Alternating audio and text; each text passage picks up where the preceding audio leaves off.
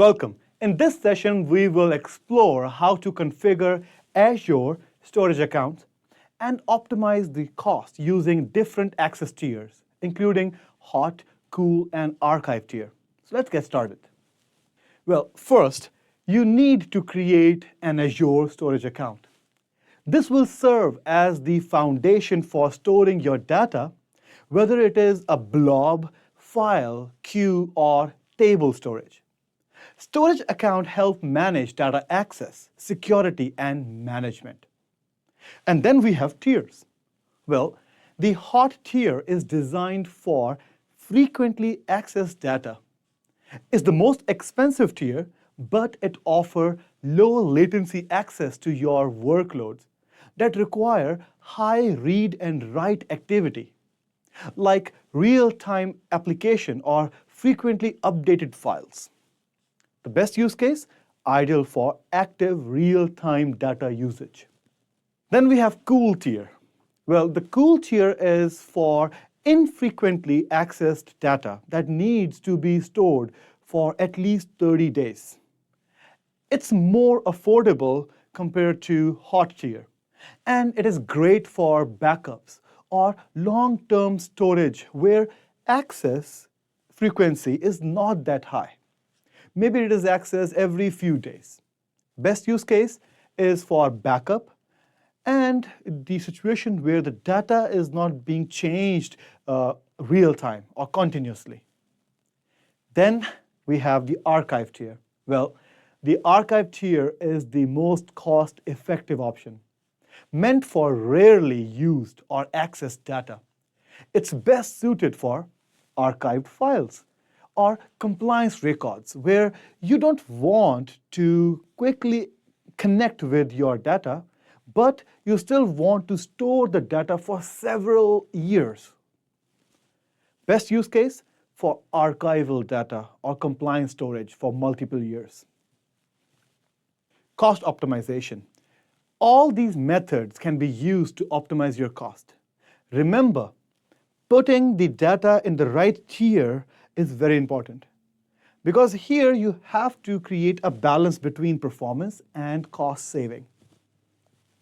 Now let's move to the lab, where we will see how to create or how to put the data in multiple tiers, and also how to create a storage account. So I will see you in the lab. All right, so let's create a storage account in this lab. So I'm here in my Azure portal. I will search for Azure Storage Accounts, and then click on Create.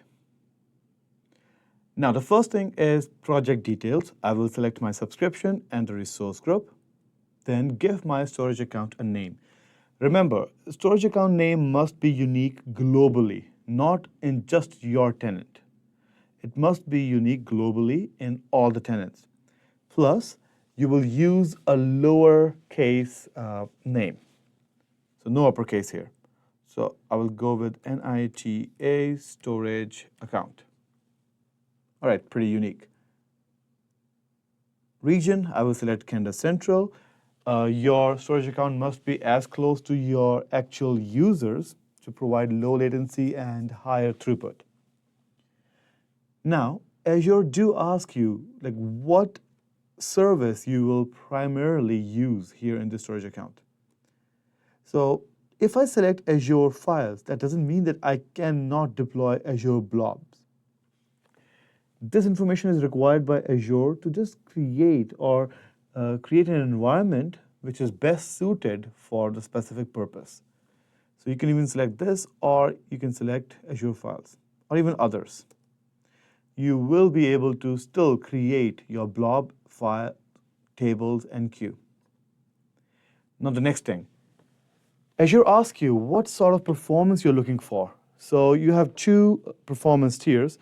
The first one is standard, which gives you access to all four storage types. That is blob, table, queue, and not container. Container is blob. And file share. Yeah, it gives you all four. But if you go with premium, then it gives you the premium version. If you click premium, It will give you the premium version of your file share or your containers. It provides higher throughput and low latency. I'll go with standard. Standard is good enough. Now, the file sharing billing, because you selected file share here. Again, pay as you go is good enough for this lab. Now, the last option is redundancy. Now, do you want your data to be replicated in 2 different geolocations? Then you will select this option, geo-redundant storage. But if you're okay with redundant data in 2 zones, then you will select this. But for this demo, I'm good with LRS, that is locally redundant storage.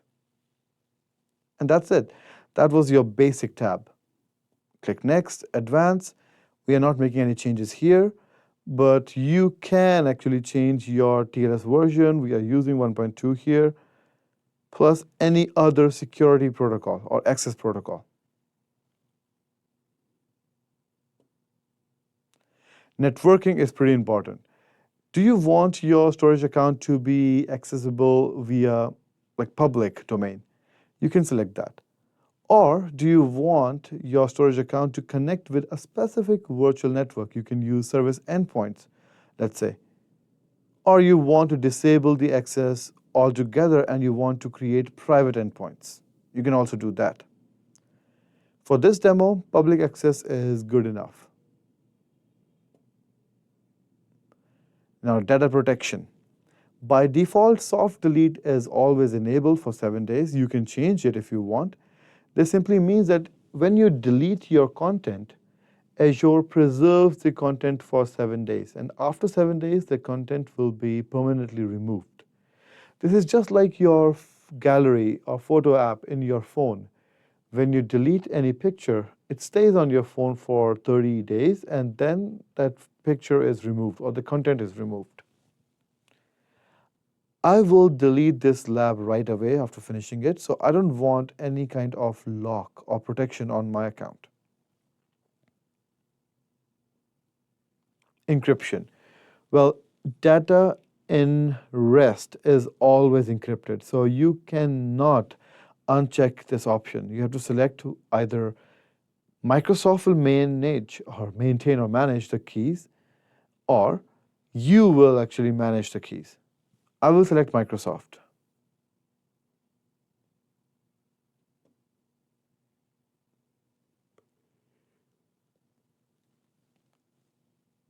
Perfect. So let's click on Create and deploy this storage account.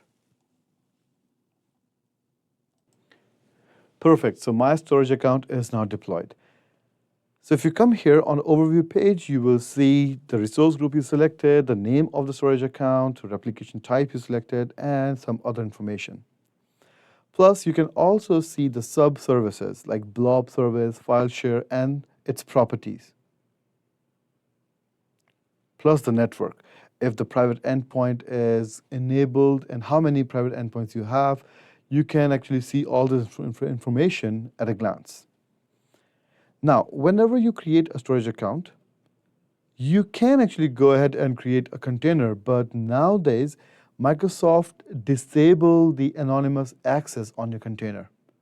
So if you want to access your data, you have to enable it. So before creating any container, you will go to Security. Not actually Security, you will go to Settings and click on Configuration. And here it is, Allow Blob Anonymous Access. So we'll enable it and save. And after this, we can play around with our storage types. So first up is containers. So let's create a demo container here. Okay, and as you can see, you can still not change the access level. Well, when you make a change, it may take some time to get implemented. Let's try it again. See, I saved it for sure, and it moved back to disable. So sometimes these glitches can actually happen. So let's do it again. And this time, hopefully it will not go back. Okay, perfect. Now let's go to containers. And it's working now.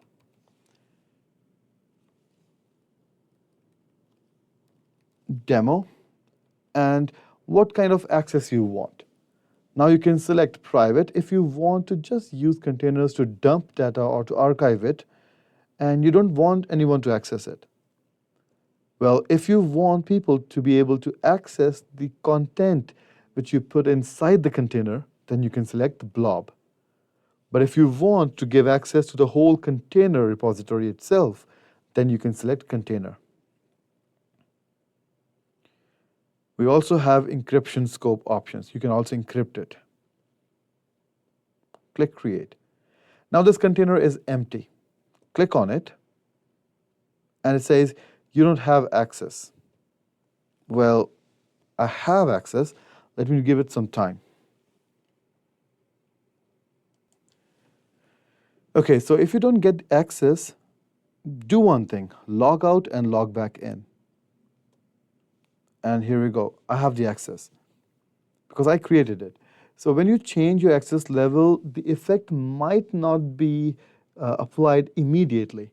It might take a minute or two. So have some patience, then log out, log in, and you should be able to get in.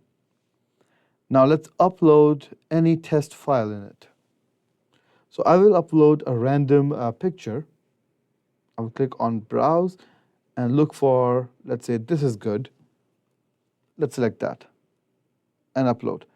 Plus, you can also change your blob type, whether it is a block blob or you're uploading a page blob or append blob. It all depends on the scenario. And what will be the block size? Maximum you can go to 100 M. It's not megabyte, it's maybe bits, MIB. Then you can change the tier. Do you want to dump this data as archive, which is good, cheap storage for long terms? Or do you want the highest performance, which is expensive, but it gives you low latency and high performance? You can select that. You can also upload to a folder if you create a folder over here. And encryption scope is also configured over here. So I will just upload it as a normal block blob of 4 MB bits.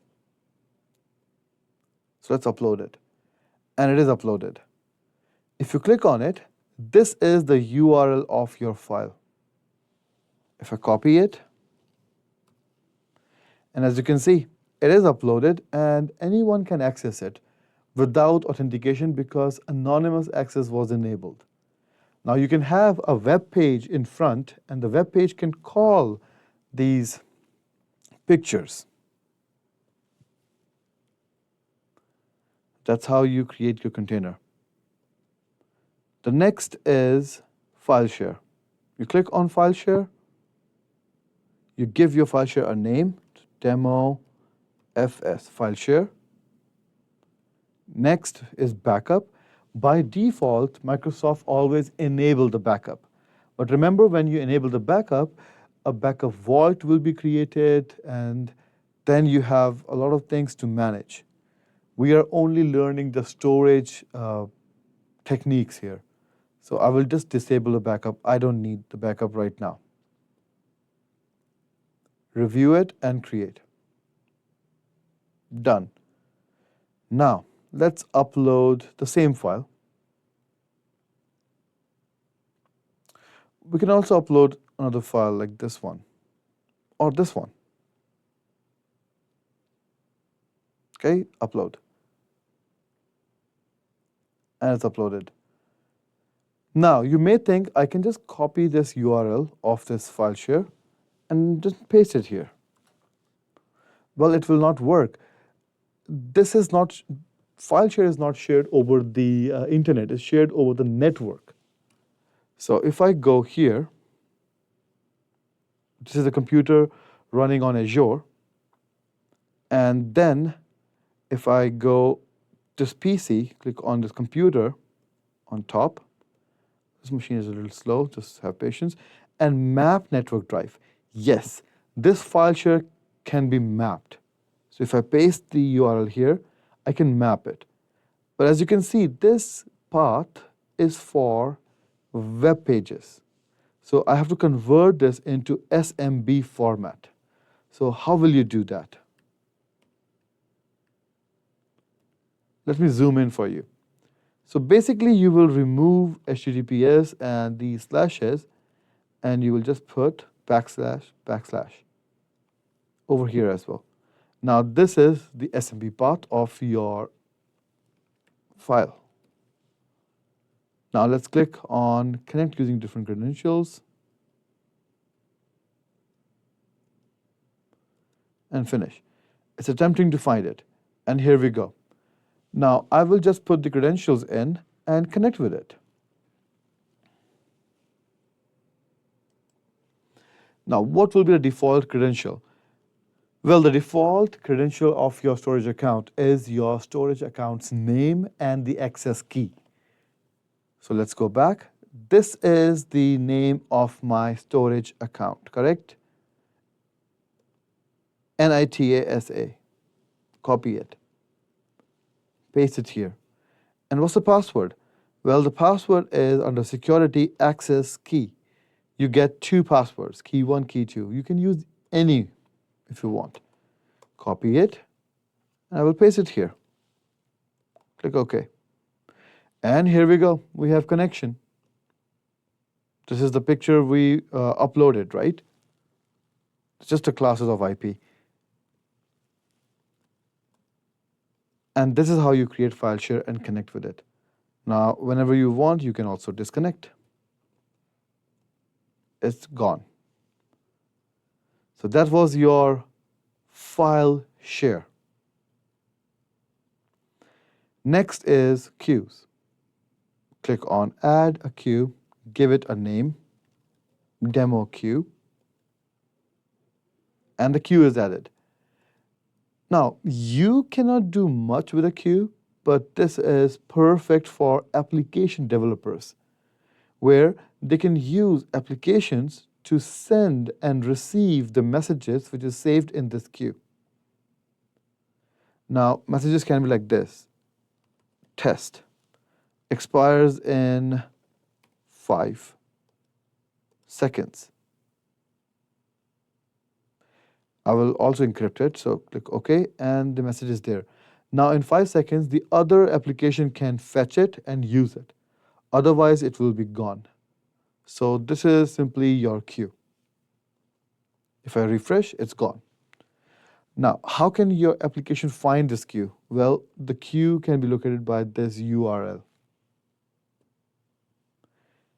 Next is table. Click on add table, give it a name, demo T, and a table is added at this location. Now you have a website or any other application which want to save some data. They can actually save non-relational structured data in this table.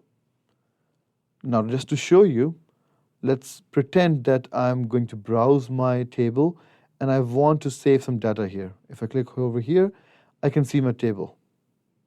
Let's add the entity. Here you go. You can add, let's say, name, demo, phone number, 1, 2, 3, 4, 5, 6, 7, 8, 9, 0, and so on. All right, the values are added now.